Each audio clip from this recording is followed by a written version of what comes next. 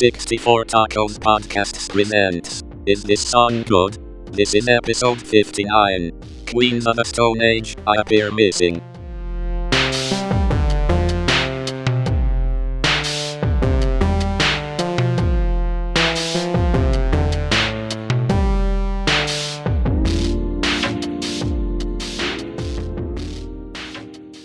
Hello, welcome back to the Is This Song Good podcast, the 64 Tacos podcast. This week we're continuing our season 4 deep cuts theme, and this one is going to be the song "I Appear Missing" from by Queens of the Stone Age from their Like Clockwork album that came out in 2013. When this album came out, I've always been a fan of Queens of the Stone Age. I kind of picked up on them around the songs of the Songs for the Deaf album. It had a couple cool radio hits, and then it just kind of like I listened to the whole thing, and it really ballooned up from there. And so every time Queens would come out with a new album, I would try to seek it out and listen to it and see what was up. And this one had a couple singles on it. Looks like My God is the Sun, I Sat by the Ocean, and Smooth Sailing. And honestly, other than I think I Sat by the Ocean, I don't really remember the other ones too much.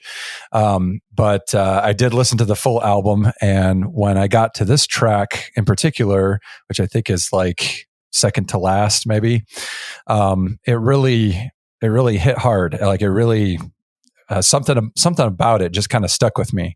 And then I proceeded to, listen to it over and over again, more so than other tracks on the album.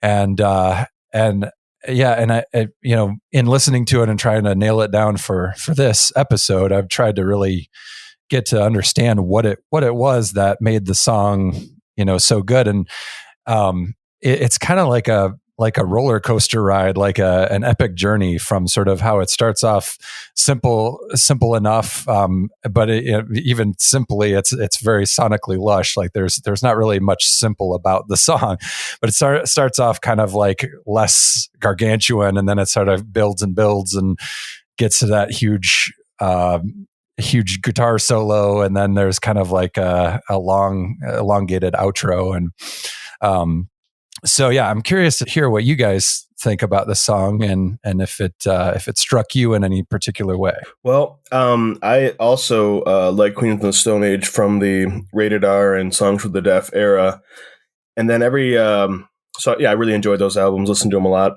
particularly Songs of the Deaf. But every single that I heard from Queens of the Stone Age after that didn't really do it for me. Like, it was like, oh, this is fine, but I don't know. So I never really spent any time with any of their albums since. And same went with Like Clockwork. I was like, meh, shrug, whatever. Whatever the radio song was, didn't really grab me. And so when I sat and listened to this, I was like, holy crap, this is amazing. I loved this song. This is something that Queens of the Stone Age does really well. Create this sort of like somber and almost slightly menacing like atmosphere, but like it's all like it's that sort of like his really pulled back vocals. He's not very aggressive when he sings, but this, and then, if I'm not mistaken, Zach, this is Dave Grohl on drums, right? Yes, it is. Yeah, that always helps. He played pretty much the whole Songs for the Deaf album, and I really like. He has.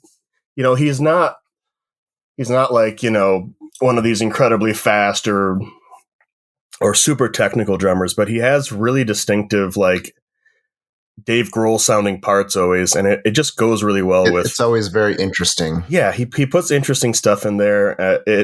So there's that part where he goes to those like little like 3-part broom broom broom parts over top of kind of like at about the 2.5 minute part moment of the song. And at first it was a little bit jarring, and then I was like, oh, I wonder if Dave Grohl's playing on this. That's the first thing I thought. Yeah. I knew he had played with him before, but then I know he wasn't the regular drummer, so I looked it up and I was like, yep, okay, that makes sense. And it was a little jarring at first, but like I grew to really like that part. And also, this makes me think of another thing, which is the first time I played it, that's where the song ended. Like the radio edit or the short edit is like 3 minutes long. And right after that drum fill part, the song, there's a little pause before it kicks back in for the back half of the song. That's where that edit ends, which was a little confusing. So I was like, this is a really short song. It doesn't really feel complete. And then I found the 6-minute version and I was like, oh, okay, good. And that's much more enjoyable. But yeah, I love this song. There's something about it. It's a little bit drony, but like there's plenty of melody, and it's more of like, it doesn't have too many like dramatic melodic changes, but it feels like it's like stage by stage. It doesn't feel like it's just 6 minutes of looping around the same thing. It feels like it's going to a new part and then a new part after that. And the outro is fantastic. I don't know. It's just a great song. It makes me, I don't know if you were saying that this is one of the standouts or maybe the only standout on the album, but I was like, this is what I love about Queens of the Stone Age. And I really, really like listening to this song. No, I don't have much exposure to Queens of the Stone Age. There's just the one album that had what was it called? No One Knows. Songs for the Deaf, which, no one knows, which I think, again, was Dave Grohl on drums, if I'm not mistaken. Yeah. Yep. So I purchased that album and I listened to it a few times, and it's a decent album, but it's not something that I would have, put in the car CD player to listen to all day. But it's nice to have Queens of the Stone Age pop in on a random mix on YouTube Music. So, but yeah, this one was really interesting. It definitely just created this atmosphere. And maybe it's just because there are vampires on the album cover, but it feels like it's from like a gothic, like it's a rock song in a gothic era type thing. It just has a really neat atmosphere and mood to it that I really enjoyed. So it was nice to get to hear some Queens of the Stone Age from the period of music that didn't exist in my history.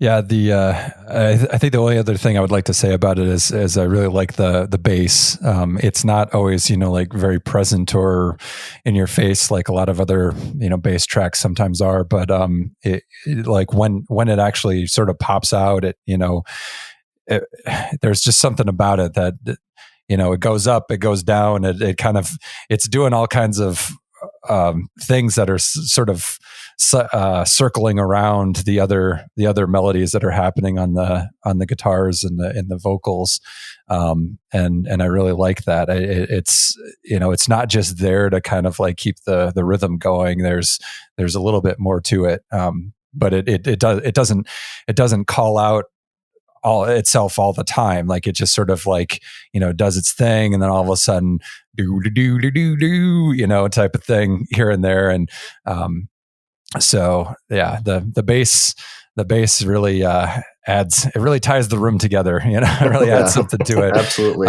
At just the right times.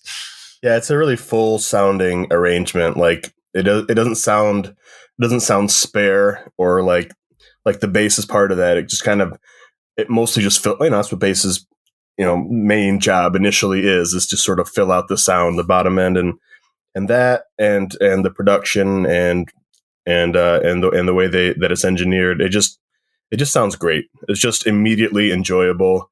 I didn't get tired of listening to it. I just liked it more and more. So what do we have next week, Dave? Next week we have a song by Fleetwood Mac off of their Then Play On album called Closing My Eyes. Going all the way back to the 60s for this one. All right, let's do it. Sounds good.